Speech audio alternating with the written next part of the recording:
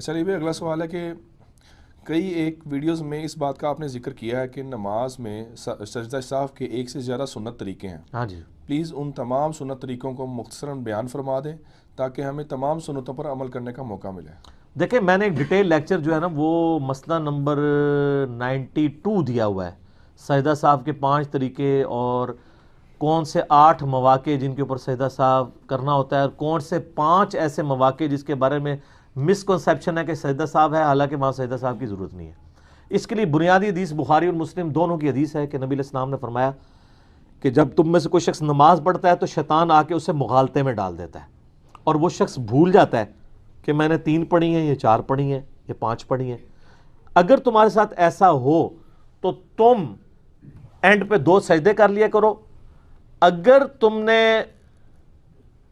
یعنی 3 پڑھی ہوئی ہوں گی اور وہ شک کے بعد، وہ تو مسلم شریف میں آگے حدیث میں بیان کر دوں گا، تو وہ اگر تم نے جو نماز تھی اتنی پڑھی ہوئی ہے تو وہ پھر شیطان کو، یہ تمہارے ایکسٹرا سجدے ہو جائیں گے، وہ شیطان کو ذلیل کرنے کے لیے آ جائیں گے. اور اگر کم پڑھی ہوگی تو اس کی کمپنسیشن اس سے ہو جائے گی. لیکن اس کا یہ مطلب نہیں ہے کہ اگر کسی کو 3 یا 4 میں شک ہوا ہے تو وہ 2 سجدے نکالے گا، نہیں. وہ مسلم شریف میں حدیث ہے کہ جس کو شک پڑ جائے تو وہ یقین پر بنیاد رکھے اور پھر آخر میں 2 سجدے نکالے. اگر کسی کو شک پڑ گیا کہ میں نے 3 پڑھی ہیں یا 4، تو یقین کیا ہوگا؟ 3، کہ 3 تو پڑھی ہیں، تو 3 پہ رکھی بنیاد، ایک اور پڑھی ساتھ، پھر 2 سجدے. یہ نہیں ہے کہ 3 کی کمپنسیشن 2 سجدوں سے ہو جائے گی، نہ سر. ایک رکوع بھی رہ جائے، ایک سجدہ بھی مس ہو جائے، رکعت رہ گی پوری کی پوری اور نماز ہی نہیں ہوگی. تو یقین پہ بنیاد رکھنی ہے. اگر کسی کو شک ہے کہ میں نے 2 پڑھی ہیں 3 اور مغرب کی نماز تھی، تو وہ یہ سمجھے کہ میں نے 2 ہی پڑھی ہیں، ایک اور ملائے اور اینڈ پہ سجدہ صاحب کر لے، 2 سجدے کر لے، اس کی نماز ہو جائے گی. اب وہ کرنے کے 4 طریقے تو ایسے ہیں جو یعنی ہماری کتب 6 کے اندر آئے ہیں. ان میں سے 3 طریقے تو بخاری اور مسلم میں آئے ہیں. پہلا طریقہ جو بخاری اور مسلم میں ہے وہ یہ ہے کہ آپ تشہد پورا پڑھ لیں اور سلام پھیرنے سے جسٹ پہلے اللہ اکبر کہہ کے 2 سجدے کریں. وہی پہلا سجدہ کیا، پھر جلسہ استراحت کیا، اس میں اذکار پڑھے، جلسہ جو ہے وہ سجود کے درمیان، پھر دوسرا سجدہ کیا اور پھر بیٹھتے ہی ساتھ ہی سلام پھیر دیں. یہ بخاری اور مسلم میں طریقہ ہے.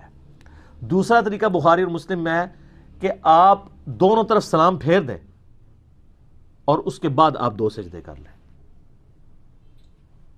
اور اس کے بعد دوبارہ سلام پھیرنے کی ضرورت نہیں.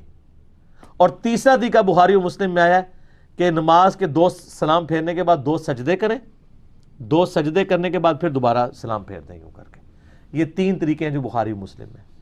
چوتھا طریقہ جو ہے وہ جامعہ ترمذی میں آیا ہے، وہ یہ ہے کہ آپ تشہد پڑھیں اینڈ تک، اس کے بعد 2 سجدے کریں، 2 سجدے کرنے کے بعد دوبارہ تشہد بیٹھ جائیں اور پورا تشہد پڑھ کے دائیں اور بائیں سلام پھیر دیں. یہ 4 طریقے ہیں جو سنت سے ثابت ہیں. ایک وہ طریقہ جو ہمارے حنفی بھائی کرتے ہیں وہ نہ نبی علیہ السلام سے ثابت ہے، نہ کسی صحابی سے ثابت ہے، ایک تابعی سے ابراہیم نخعی سے ثابت ہے، اور وہ یہ روایت بھی پوری پیش کرنے جوگے نہیں ہے. مصنف ابن ابی شیبہ میں ہے، وہ پوری روایت یہ پیش ہی نہیں کر سکتے. اس میں الفاظ ہیں کہ سجدہ صاحب میں بھی 1 سلام ہے اور جنازے میں بھی 1 سلام ہے.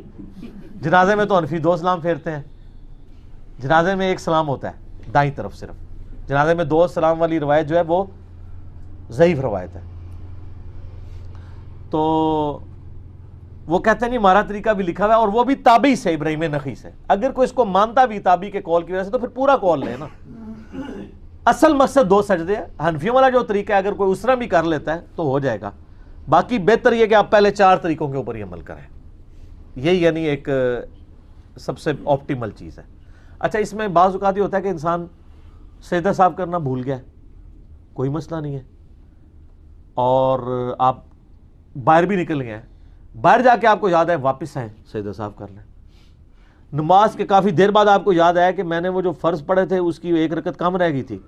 جیسے کہ لوگ امام کے ساتھ ہی سلام پھیر دیتے ہیں، بعد میں یاد آتا ہے یار میری تو رہتی تھی، ادھر ہی کھڑے ہو کے 1 رکعت پڑھیں، 2 سجدے کریں، نماز ہو جائے گی. ایون آپ نے بے شک گفتگو بھی کی ہو، بخاری مسلم میں حدیث موجود ہے نا، نبی علیہ السلام نے جو ہے وہ ظہر یا عصر کی نماز تھی، 4 کی بجائے 2 رکعتیں پڑھا دی.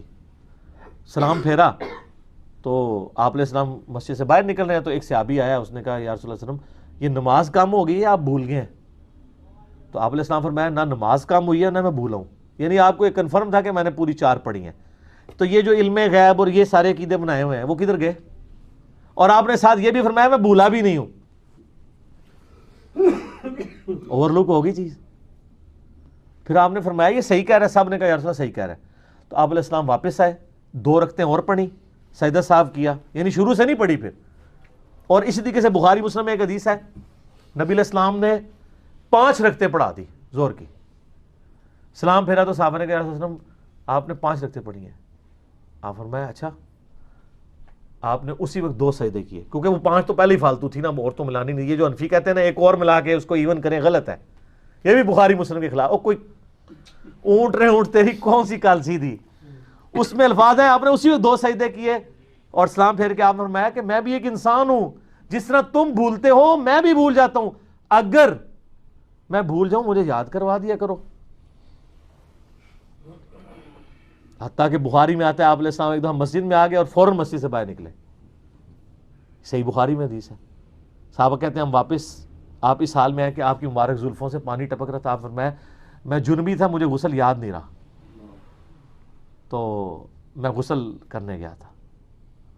تو سر یہ چیزیں، یعنی ان ساری چیزوں کے بعد آپ کو نبی علیہ السلام ایک نارمل انسان نظر آتے ہیں. مرتبے کی بات نہیں ہو رہی، آئیڈیلزم کی بات ہو رہی ہے. نبی علیہ السلام اگر نارمل نہیں ہوں گے ہمارے لیے رول ماڈل نہیں ہوں گے.